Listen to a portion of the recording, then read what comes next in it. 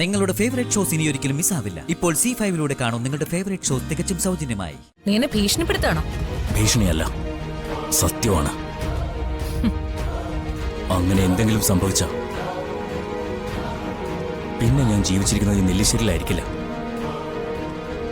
ജയിലിലായിരിക്കും.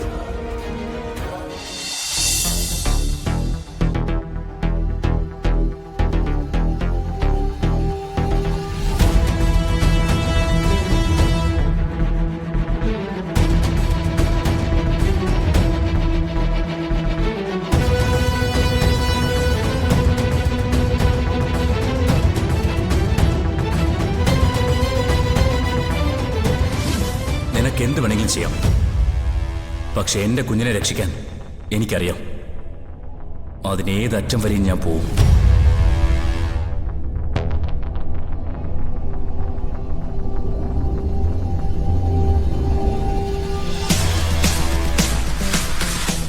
ബുദ്ധിപൂർവ്വം ഇവിടെ ഡീൽ ചെയ്തില്ലെങ്കിൽ അപകടമാണ്. ഇല്ലെങ്കിൽ സ്നേഹയുടെ വയറ്റിൽ കിടക്കുന്ന കുഞ്ഞിനെ തന്നെ ഇവിടെ ഇല്ലാതാക്കി കളയും.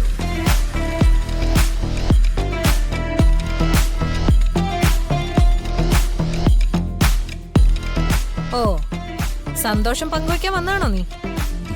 ഞാൻ പറയുന്നത് നീ സമാധാനത്തോടെ കേൾക്കണം. മിണ്ടി പോരുത്.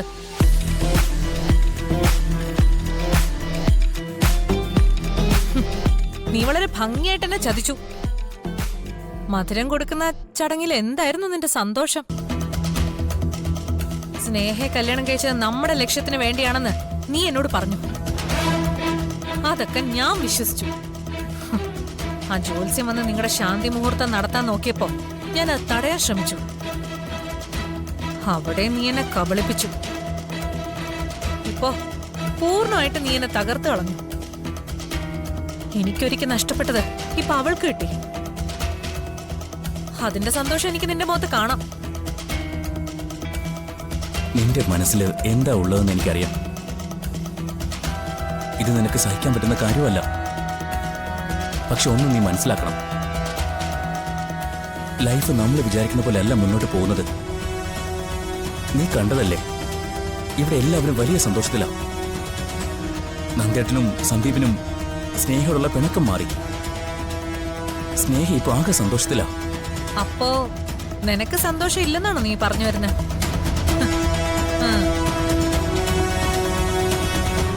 അങ്ങനെയല്ല. പിന്നെ എങ്ങനെയാണ്?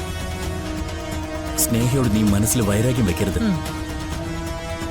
ദയവ് ചെയ്ത് ഞങ്ങളുടെ കുഞ്ഞിനെ ഇല്ലാതാക്കാൻ നീ ശ്രമിക്കരുത്.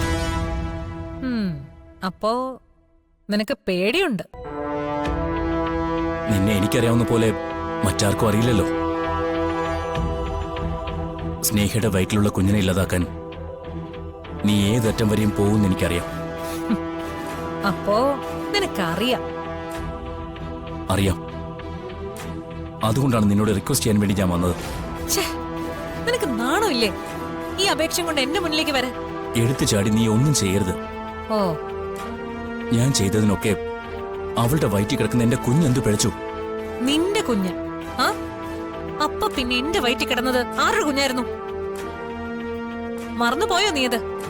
അവന്തിക, നിന്നോട് നേരത്തെ ഞാൻ പറഞ്ഞു, ജീവിതം നമ്മൾ വിചാരിക്കുന്ന പോലെ അല്ലെന്ന്. നല്ല വഴിക്ക് ചിന്തിക്കാൻ എല്ലാവർക്കും ചില അവസരങ്ങൾ കിട്ടും. ആ സമയത്ത് മാറി ചിന്തിക്കണം. ചെയ്ത തെറ്റുകൾ തിരുത്തി മുന്നോട്ട് പോകണം. സ്നേഹയോടൊപ്പം ഒരു ജീവിതം കിട്ടിയപ്പോ അതെനിക്ക് ദൈവം തന്നൊരു അവസരമായിട്ടാ തോന്നിയത്. എനിക്ക് ജീവിക്കണം. നീ അതിനൊരു തടസ്സമായി നിൽക്കരുത്. ജീവിക്കണം പോലും? ഭാര്യയും കുഞ്ഞും ഒത്ത് നിനക്ക് സന്തോഷത്തോടെ ജീവിക്കണം അല്ലേ? അപ്പൊ ഞാനോ? ഞാൻ ആഗ്രഹിച്ചല്ല മനസ്സിൽ കുഴിച്ചുമൂടി നീയും അവളും കൂടെ സന്തോഷത്തോടെ ആടി പാടി ജീവിക്കുന്നതും കണ്ട് ഞാൻ കഴിഞ്ഞുകൂടണം അല്ലേ? നിന്റെ ഈ പകയും വൈരാഗ്യവും അവസാനിപ്പിച്ചാൽ തന്നെ ജീവിതത്തിൽ ഒരു വെളിച്ചം വരും. നന്ദേട്ടൻ നിന്നെ സ്നേഹിക്കാൻ തുടങ്ങും. നിങ്ങൾക്ക് കുഞ്ഞുങ്ങളുണ്ടാവും. മതി, നിർത്ത. എനിക്ക് കേക്കണ്ട. നന്ദേട്ടൻ എന്നെ സ്നേഹിക്കും പോലും. എന്നിട്ട് ഞങ്ങൾക്ക് കുഞ്ഞുങ്ങളുണ്ടാവും. അതെല്ലാം മറന്ന് ഞാൻ കുഞ്ഞുങ്ങളെയും നന്ദേട്ടനെയും സ്നേഹിച്ച് ഇവിടെ അങ്ങ് ജീവിക്കണം അല്ലേ? അതെ, അത് തന്നെയാണ് ഞാൻ ഉദ്ദേശിച്ചത്. സ്നേഹയുടെ വയറ്റിൽ നിന്റെ കുഞ്ഞു കുരുത്തതിന്റെ പേടി, അതിന് നിനക്ക് ജീവനോടെ കിട്ടുമെന്നുള്ള ഭയം. എന്നാ നീ ഇതും കൂടെ കേട്ടോ, ആ കുഞ്ഞിനെ നിനക്ക് ജീവനോടെ കിട്ടില്ല. 10 മാസം എന്ന് പറയുന്ന ഒരു ചെറിയ കാലയളവല്ല. അന്തികെ, നീ അങ്ങനൊന്നും പറയരുത്. ഞാനും സ്നേഹയും ഈ വീടുമല്ല ഇപ്പോ വളരെ സന്തോഷത്തിലാ. ആ കുഞ്ഞിനെ ഞങ്ങൾക്ക് വേണം. ഇല്ല, അത് നടക്കില്ല. അവളുടെ വയറ്റിൽ വെച്ച് തന്നെ ഞാൻ അതിനെ തീർത്തിരിക്കും.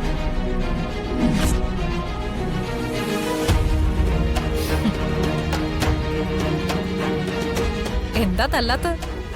നീ ഇപ്പോ മറ്റൊരാളുടെ ഭാര്യയായിപ്പോയി. ഓഹോ, അപ്പോ എന്റെ വയറ്റില് നീ ഒരു കുഞ്ഞിന് ജീവൻ കൊടുത്തതോ? അപ്പോഴും ഞാൻ മറ്റൊരാളുടെ ഭാര്യയായിരുന്നു.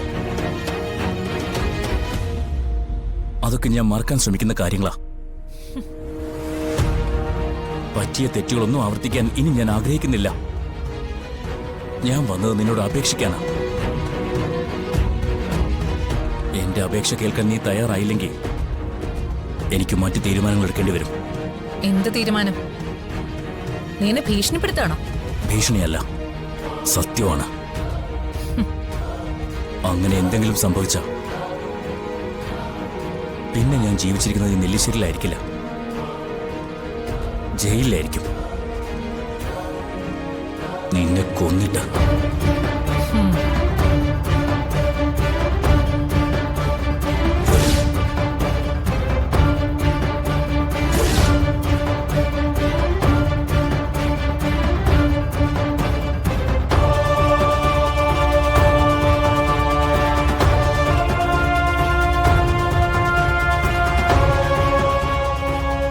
ധനുഷേ, ധനുഷിനോട് എനിക്കൊരു കാര്യം പറയാനുണ്ട്.